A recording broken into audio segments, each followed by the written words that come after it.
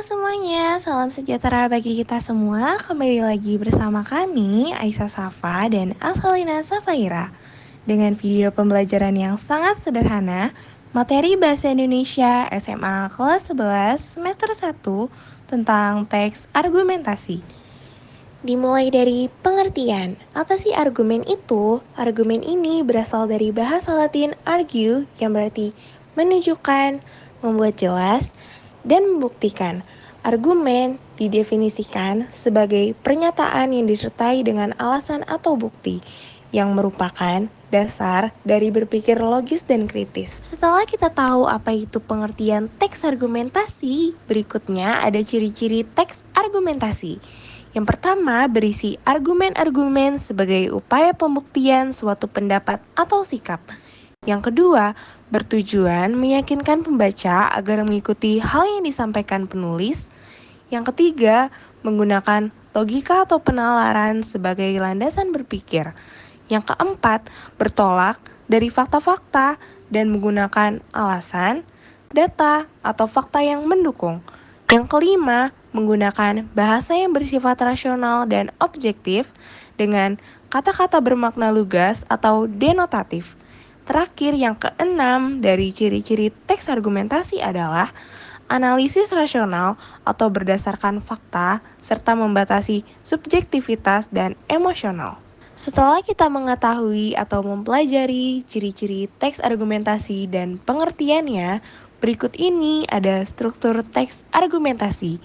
Yang pertama ada pendahuluan atau menunjukkan dasar-dasar mengapa argumentasi dikemukakan. Yang kedua ada tubuh argumen atau membuktikan kebenaran yang disampaikan dalam argumen. Kebenaran harus dianalisis, disusun, disajikan melalui observasi eksperimen, penyusun fakta, dan cara pikir yang logis. Terakhir yang kelima ada kesimpulan. Bertujuan untuk membuktikan kepada pembaca bahwa kebenaran yang disampaikan melalui proses penalaran memang dapat diterima sebagai sesuatu yang logis. Selanjutnya, agar kita bisa mengetahui lebih dalam apa itu teks argumentasi, tentu saja kita harus mengetahui apa itu ide pokok dan ide pendukung. Kami di sini akan menjelaskan perbedaan dari ide pokok dan ide pendukung. Yang pertama ada pengertian dari ide pokok. Apa sih ide pokok itu?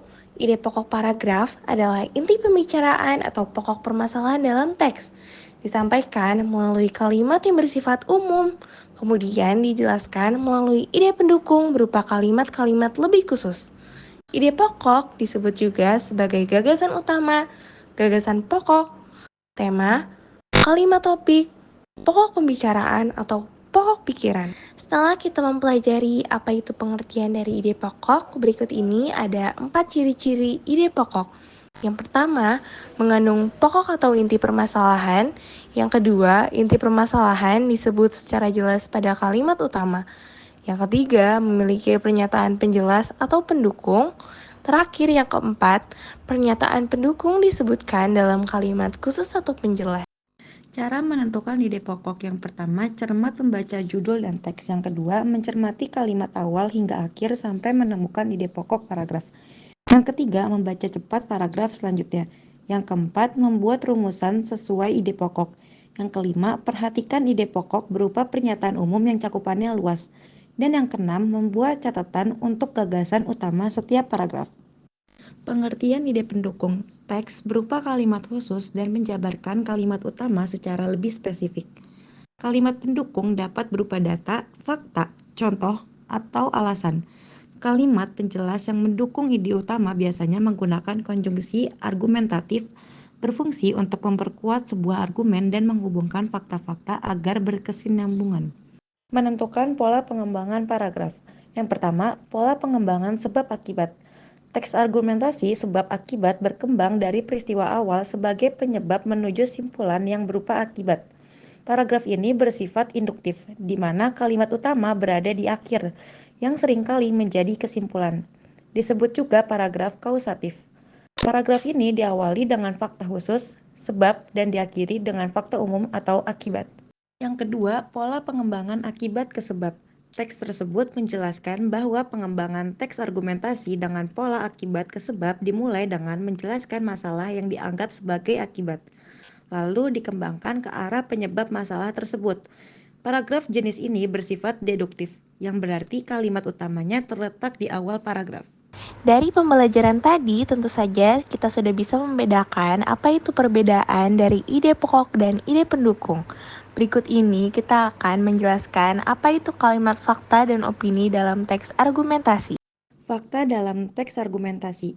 Fakta adalah suatu peristiwa, hal atau keadaan logis yang masuk akal, objektif, apa adanya, faktual berdasarkan kenyataan atau kebenaran, diperlukan sebagai pembuktian terhadap kebenaran yang disampaikan. Adapun ciri-cirinya, yang pertama sudah teruji dan dapat dibuktikan kebenarannya di depan halayak umum serta bersifat objektif.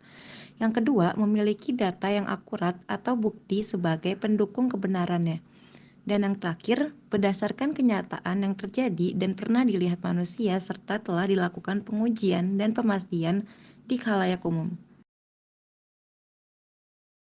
Opini dalam teks argumentasi. Opini adalah pendapat, pandangan, pemikiran, asumsi, subjektif, maupun anggapan seseorang terhadap suatu peristiwa atau permasalahan tertentu.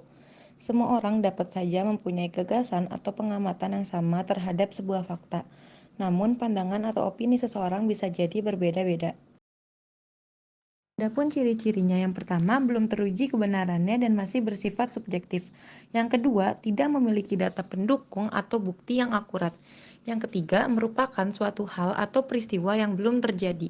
Dan yang terakhir, kurang dapat atau bahkan tidak dapat dibuktikan kebenarannya dan berdasarkan perasaan, perkiraan, pendapat, atau kemungkinan. Langkah-langkah menulis teks argumentasi. Yang pertama, menentukan topik dan tujuan. Pilih pokok permasalahan atau topik yang akan dibahas dan tetapkan tujuan penulisan yang sesuai dengan calon pembaca. Yang kedua, menyusun kerangka. Rancang kerangka tulisan dengan merumuskan poin-poin penting secara jelas. Kerangka ini dapat berupa kalimat, gambar, grafik, atau peta konsep. Yang ketiga, mengumpulkan bahan. Kumpulkan fakta, data, dan informasi relevan dari berbagai sumber untuk memperoleh data yang akurat. Bisa dilakukan wawancara, angket, atau penelitian lapangan. Yang keempat, menganalisis dan mengorganisir informasi. Pelajari dan analisis informasi yang telah dikumpulkan. Hubungkan data, keterangan, dan kutipan secara logis dan menarik untuk menyusun argumen serta menyimpulkan teks. Dan yang terakhir, menyunting teks. Lakukan penyuntingan terhadap struktur, tata bahasa, dan ejaan sesuai dengan pedoman yang berlaku, seperti KBBI dan EYD. Sebagai penutup, kita dapat menyimpulkan bahwa teks argumentasi adalah bentuk tulisan yang berfungsi untuk meyakinkan pembaca dengan alasan-alasan yang logis dan mendukung suatu pendapat atau gagasan. Dalam proses pembuatannya, penting untuk menyusun argumen yang kuat dan didukung oleh data atau fakta yang relevan. Dengan pemahaman yang baik tentang struktur dan teknik penulisan teks argumentasi, kita dapat mengungkapkan pandangan dengan lebih efektif dan persuasif.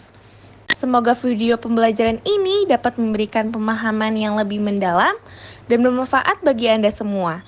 Terima kasih telah menyimak dan sampai jumpa di kesempatan berikutnya. Wassalamualaikum warahmatullahi wabarakatuh.